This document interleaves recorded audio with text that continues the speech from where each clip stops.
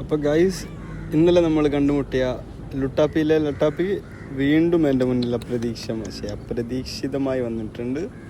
So ഇതാണ് ഞാൻ താമസിക്കുന്ന, ഇപ്പോൾ 2-3 ദിവസമായിട്ട് ഞാൻ താമസിക്കുന്ന എൻ്റെ റൂം.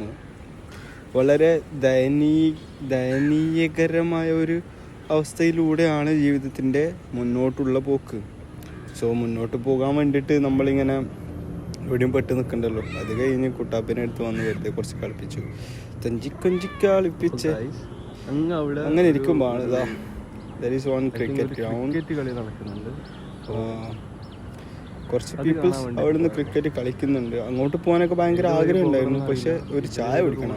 സോ നടക്കാം. നേരെ ഇപ്പോഴത്തെ ഒരു കാട്ടിലൂടെ പോകാനൊരു ഓപ്ഷൻ ഉണ്ട്. ഗ്രൗണ്ടിലേക്ക് പോകാനുള്ള വഴിയാണ് ഈ കാണിച്ചിരുന്നത്. എന്തായാലും അതിന് മുന്നേ ഒരു ചായ നല്ല ആഗ്രഹം ഉണ്ടായിരുന്നു, പക്ഷെ മലേഷ്യയിൽ ഈവനിങ് ചായ കുടിച്ച് തിരിച്ചു വരുമ്പോഴേക്ക് നല്ല ലേറ്റായി പോയി. സോ മടിയായി പോയി. അങ്ങനെ പാട്ടും വേണ്ടി നടന്നുണ്ട്.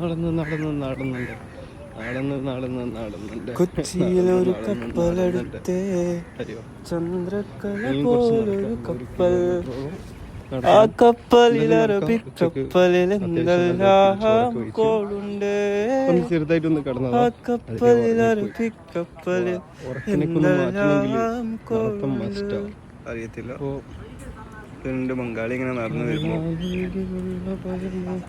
സോ അങ്ങനെയൊക്കെയാണ് കഥയുടെ ഒരു കിടപ്പ്. കഴിഞ്ഞ് ഇങ്ങനെ നടക്കാൻ ഞാൻ പാട്ടും പാടി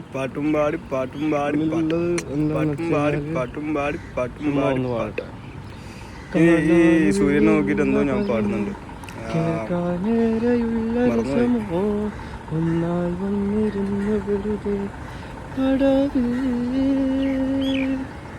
കാത്തിരിപ്പൂവിങ്ങളെ കാലമോ മൗനമേ മൗനം അപ്പടിയാണോ ആവോ. ഇന്ന് കൂട്ടത്തില് ഒരിടത്തിപ്പോ ഒരുപാട് തെർമോക്കോൾ ഇത് എന്തിനു വേണ്ടി യൂസ് ചെയ്യാന്ന് അറിയത്തില്ലാവേ. പിന്നെ ഒരു കാര്യം എന്താന്ന് വെച്ച് കഴിഞ്ഞാല്, ഞാൻ ഒരു പാട്ടായിട്ട് പറയാം. ഓടപ്പഴം പോലൊരു പെണ്ണിന് വേണ്ടി ഞാൻ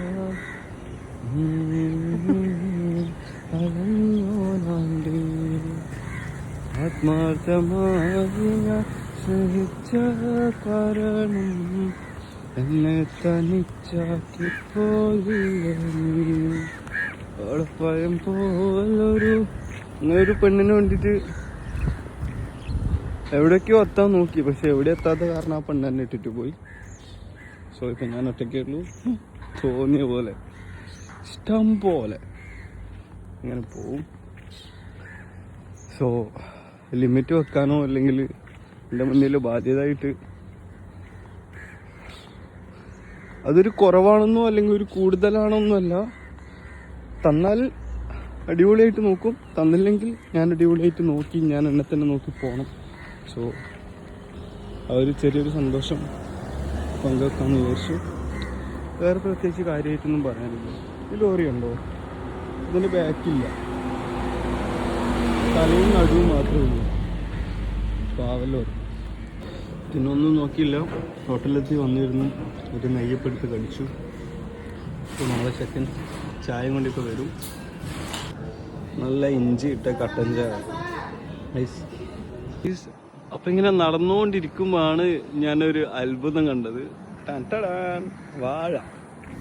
അപ്പോൾ thank you so much guys.